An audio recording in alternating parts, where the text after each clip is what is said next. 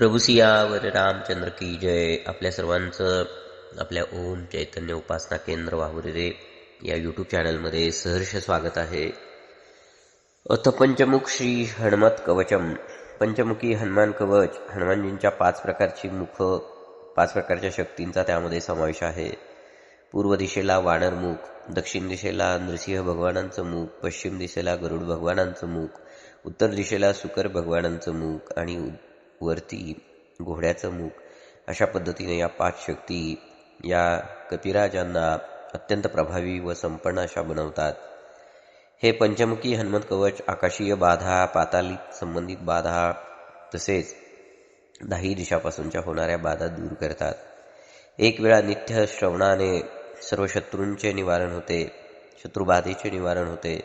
2 वेळा श्रवण केल्याने पुत्रपौत्रांची वृद्धी होते. 3 वेळा ऐकल्याने सर्व प्रकारची संपत्ती प्राप्त होते. 4 वेळा ऐकल्याने लोकांचे वशीकरण होते. 5 वेळा ऐकल्याने सर्व प्रकारच्या रोगांचा नाश होतो.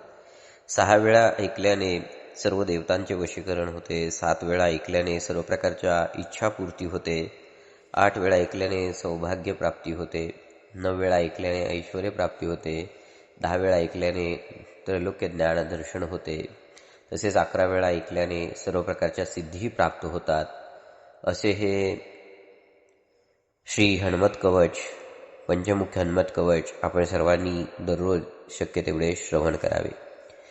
विनियोग. ओम अस्य श्री पंचमुखी हनुमत कवचस्य ब्रह्मा ऋषीनुष्टु छंदा श्रीरामचंद्रो देता सीता बीजम हनुमानिति शक्ति अंजनी सूतेति कीलकम श्री हनुमत प्रीत्यर्थम श्रीरामचंद्र वर प्रसाद सिद्ध्यर्थे श्री हनुमत देवता प्रसादाद समस्त कामना सिद्धते च पाठे विनियोगाः. ध्यानम. ध्यायेद् वानरनारसिंहं खग्राट क्रोडाश्वक्त्रं स्फुटं पद्माक्षी स्फुटपञ्चवक्त्र रुचिरं बालार्ककोटिद्युतिं हस्ते शूलकपालमुद्गरवरं कौमोदकी भूरुहं खड्वाङ्कुशपाशपर्वतधरं पीताम्बरं वानरम्. ईश्वरवाच. अतध्यानं प्रवक्ष्यामि शृणु सर्वाङ्गी सुन्दरं यत्कृतं देवदेवेशि ध्यानं हनुमता प्रियं. पंचवक्त्रं महाभीमं कपियूथसमन्वितं बाहुभिर्दशाभिर्युक्तं सर्वकामार्थसिद्धिदं पूर्वं तु वानरं वक्त्रं कोटिसूर्यसमप्रभं दंष्ट्राकरालवदनं मृकुटे कुटिलेक्षणम्. अस्य दक्षिणं वक्त्रं नारसिंहं महद्भूतम् अत्युग्रतेजो वपुषं भूषणं भयनाशनं. पश्चिमे गारुडं वक्त्रं वक्रतुण्डं महाबलं सर्वनागप्रशमनं सर्वभूतादिकृन्तम्. उत्तरे सौकरं वक्त्रं कृष्णदीप्तनभोमयं पाताले सिद्धवेतालं ज्वररोगादिकृन्तनम्. ऊर्ध्वं भयानदघोरं दानवान्तकरं परम् येन वक्त्रेण विप्रेन्द्र तारकाख्यं महासुरम्.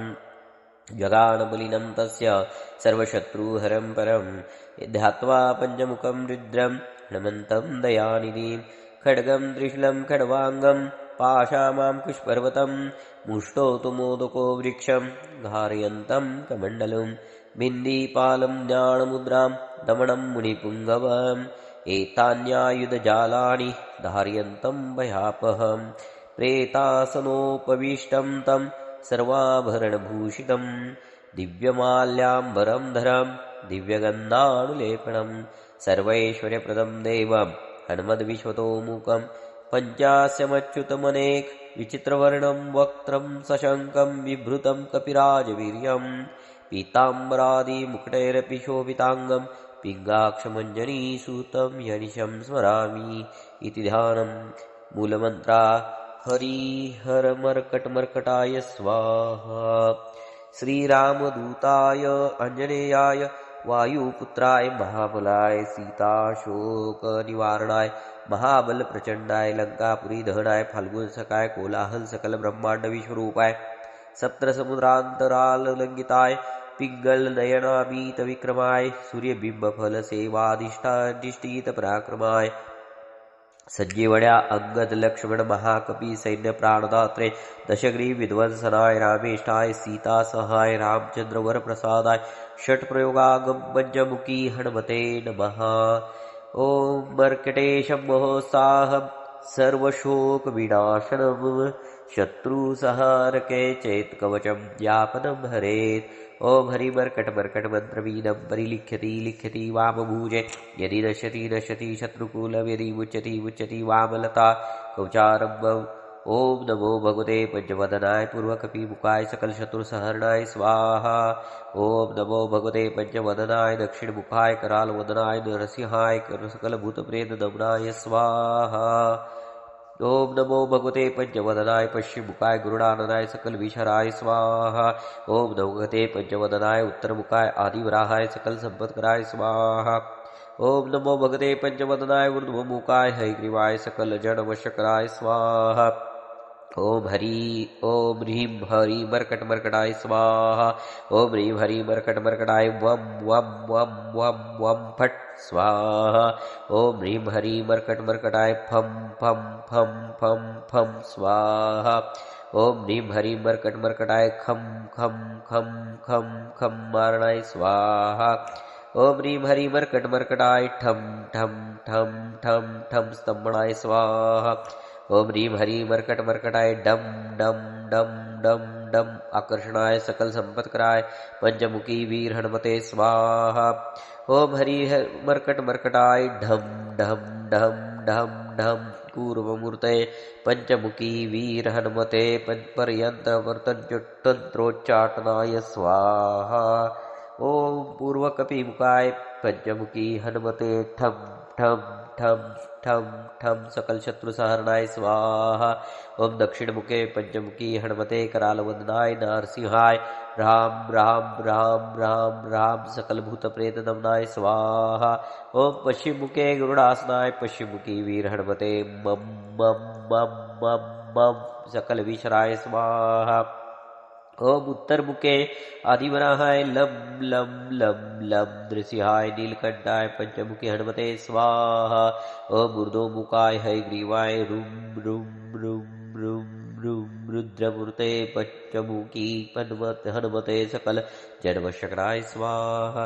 ॐ अञ्जनीसुताय वायुपुत्राय महाबलाय रामेश फाल्गुनसखाय सीताशोकनिवारणाय लक्ष्मणप्राणरक्षकाय कपिसैन्यप्रकाशाय दशग्रीवाभिमानधनाय श्रीरामचन्द्रवरप्रसादकाय महावीर्याय प्रथमब्रह्माण्डनायकाय पञ्चमुखी हनुमते भूतप्रेतपिशाच ब्रह्मराक्षसशाकिनी डाकिनी अन्तरिक्षग्रह परमन्त्र परयन्त्र परतन्त्र सर्वग्रोच्चटनाय सकलशत्रुसंहारणाय पञ्चमुखी हनुमद्वरप्रसादक सर्वरक्षकाय जं जं जं जं जं स्वाहा।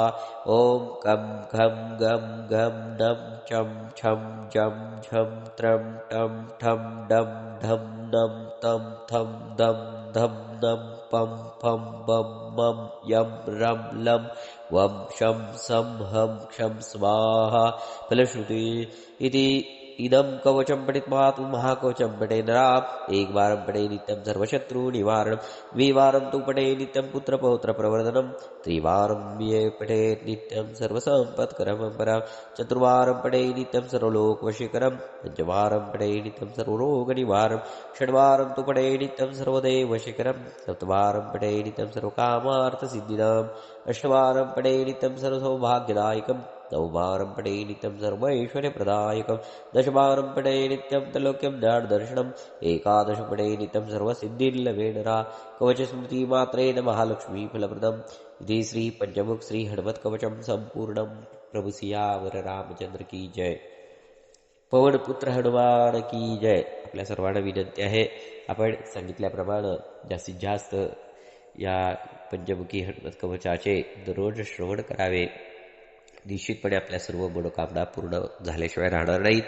आपण सर्वांना विनंती आहे, आपण आपल्या ओम चैतन्य उपासना केंद्र वाहुरे या यूट्यूब चॅनलला सबस्क्राईब करा, लाईक करा, शेअर करा, बेल आयकॉनचे बटन दाबायला विसरू नका। त्याचबरोबर कमेंटही करा। प्रभू सियावर रामचंद्र की जय।